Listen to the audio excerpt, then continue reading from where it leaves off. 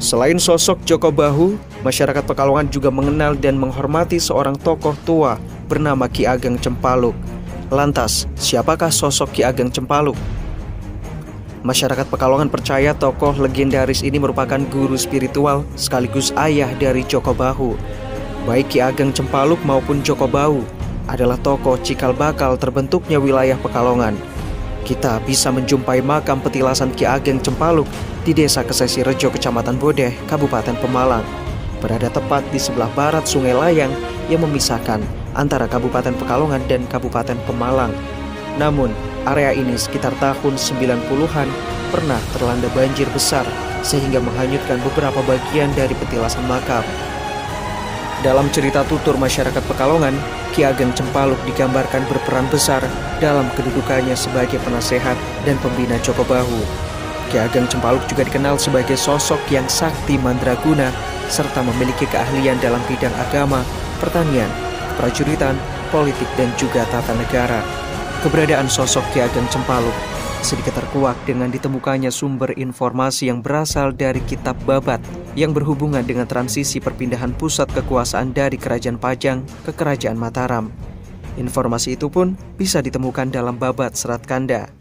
Ki Bahu dalam Serat Kanda ini adalah tokoh yang pertama kali diangkat sebagai abdi dalam Mataram oleh Panembahan Senopati, yakni bergelar Kiai Ngabehi Bahurekso. Artinya, ini adalah awal mula nama gelar Bahurekso diberikan di era Mataram Islam. Gelar itu diberikan berkat jasanya mengembangkan desa Kendal Sari sehingga menjadi daerah cikal bakal Kendal. Di masa tuanya lantas oleh Panembahan Senopati, karena jasa-jasanya Ki Bahu dinaikkan pangkatnya menjadi tumenggung serta diberi hadiah berupa tanah perdigan atau tanah bebas pajak di daerah yang saat ini bernama Kesesi. Ada beberapa versi asal mula pemberian nama Kesesi. Konon, karena usianya yang sudah tua, maka Ki Bahu berniat menyisih serta melepas nama yang mengaitkan dirinya dengan gelar jabatan yang disandangnya. Namun, ada juga versi lain yang menyebutkan Kesesi adalah tanah perdigan, yakni sebuah wilayah yang tidak pernah berada di bawah 3 kerajaan, yakni Mataram, Banten, ataupun Cirebon, alias tanah tak bertuan. Dari sejarah itulah didapati 2 sosok yang menggunakan nama Bahu. Namun, sosok Ki Bahu yang diangkat sebagai penguasa wilayah yang kelak menjadi Kabupaten Pekalongan oleh Panembahan Senopati di tahun 1601 Masehi bukanlah Kiai Sundana atau Joko Bahu, akan tetapi ia adalah Cempaluk. Lalu bagaimana awal sejarah terbentuknya Pekalongan? Sejarah berdirinya Pekalongan tidak terlepas dari cerita perjalanan babat alas yang dilakukan Bahurekso. Diawali dengan babat Kendal, babat alas Roban, dan kemudian babat alas Gambiran. Babat alas Roban itu kejadian itu dari sekitar 1601 sampai 1614 sehingga terbentuknya Kadipaten Kendal. Tetapi Bahurekso tidak menduduki jabatan di Kendal karena kemudian diserahkan kepada seorang pangeran keturunan dari Ki Julumertani, namanya Pangeran Mandulorejo tahun 1614 itu menduduki jabatan sebagai Adipati Kendal.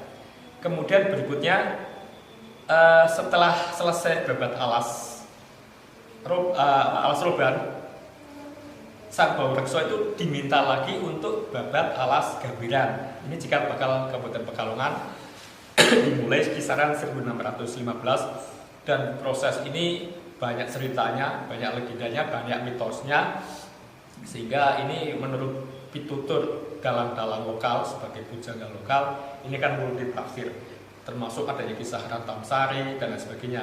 Namun pada intinya dari mulai 1415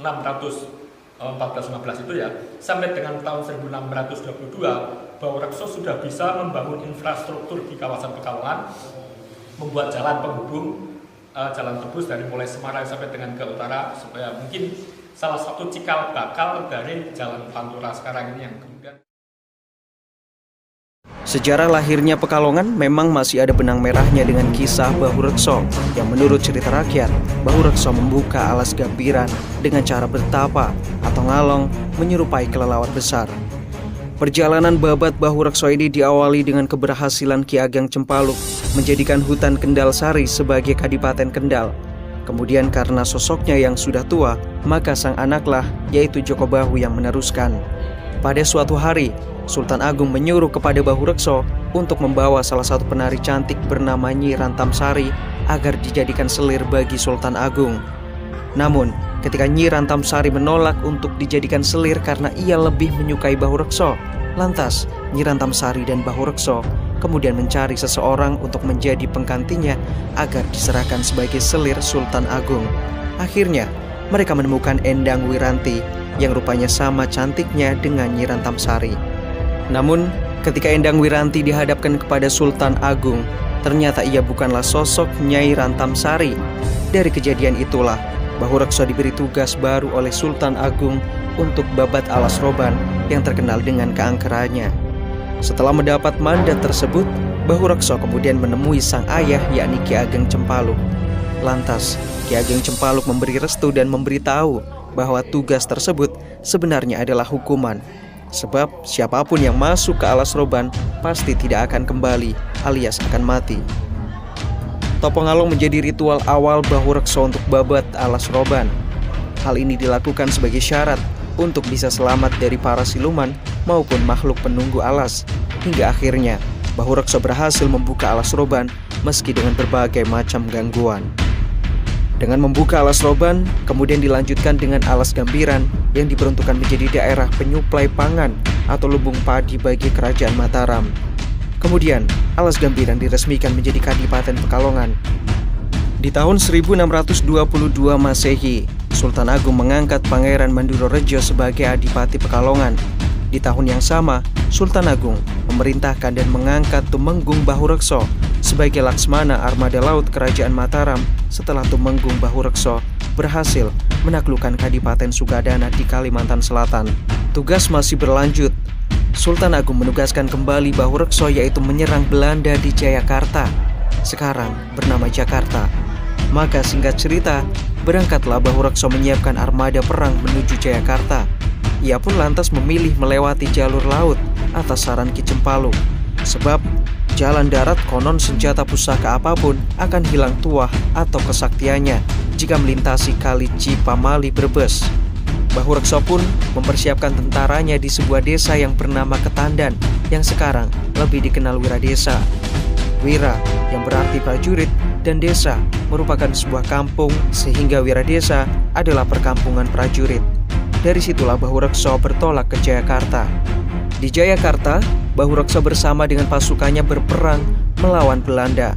Namun Bahurekso terkena tembakan meriam hingga terluka parah di bagian kakinya. Akhirnya, Bahurekso diamankan oleh para prajuritnya untuk dibawa kembali ke Mataram. Namun ketika perjalanan hingga sampai di Tegal, Bahurekso meninggal dan dimakamkan oleh para pengawalnya di daerah Labaksiu, Tegal. Beberapa tahun setelahnya, Tan Puijan menjabat sebagai Bupati Kabupaten Pekalongan pertama yang dilanjut oleh Raden Tumenggung Wiryo Adinegoro dan terus berganti hingga sampai pada era sekarang yang menjabat sebagai Bupati Pekalongan adalah Asif Kolbihi dan yang menjabat sebagai Wali Kota Pekalongan yaitu Sailani Mahfudz. Dari berbagai rentetan peristiwa sejarah yang kemudian membentuk Pekalongan, akan disayangkan jika kita membiarkannya hilang begitu saja. Tempat, peristiwa, tokoh penting yang bersejarah, akankah kita biarkan hilang tanpa jejak?